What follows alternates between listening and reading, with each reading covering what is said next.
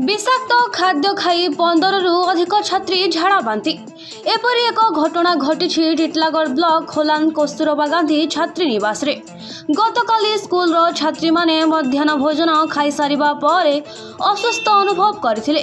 परे सेमानक मुंड व्यथा हेबा सह झाड़ा बांती होइथिला। स्कूल कर्तृपक्ष असुस्थ छात्री मानकु खोलान स्थित डाक्तरखाना को आनिथिले तेबे छात्री माने एबे भी असुस्थ थिबा बेले तांको चिकित्सा चालिछि। एबे एठारे प्रश्न उठुछि जे किपरि एवं केउ परिस्थिति रे एभली अघटन घटिला। ए घटना समय रे जेउ कर्मचारी नियुक्त थिले तांको विरुद्ध रे दृढ़ कार्यानुष्ठान ग्रहण करा जाउ बोली बुद्धिजीवी महल रे दाबी हेउछि।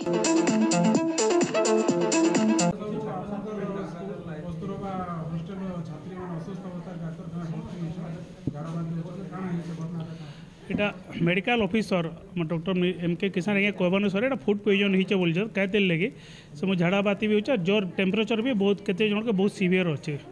से मो इंजेक्शन भी दिया जाइए और सालाइन चली जाए राति भी आसी राति भी हम आसिक दिया दी करूँ फिर सकाल आप कंटिन्यू जो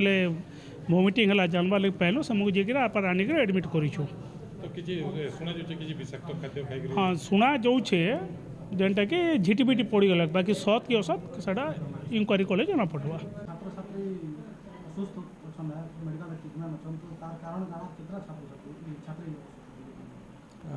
आमर रेकर्ड एवं पर्यंत तो आसुचंदी 20 जन हो जीवे छुआ मैंने आउ काली फास्ट टाइम आम पाइचु काली आसी 4टा 4:30 आड़े तो तांकर भितर देखा दे बांती होची झाड़ा होची आउ ज्वर होची तो से लगी काली आम 5 जन को चिकित्सा करिना मु छाड़ी जनकर भितर जन को ड्रिप लगी खाली जहाँ अधिका झाड़ा होता तो आज किंतु आसिले एकाथरक 13 जन छुआ आसी से सामान पेट दरज बांती आ झाड़ा आ ज्वर होची कारण तो ये जहाँ पचारि छुआ से कहते रविवार दिन माछ खाई माछ खाइबा परे तांकर पेट दरज आरंभ है संध्या टाइम को तो से आसी नथिले आर दिन आसिले तो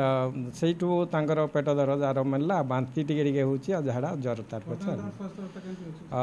समस्त स्वास्थ्य अवस्था ठीक अच्छी जो मैंने काली ट्रिटमेंट नहीं आज चली ट्रिटमेंट। हाँ आम फूड पॉइजन कहीपर खरा दिन विशेषतः बेसी हुए सब जिनस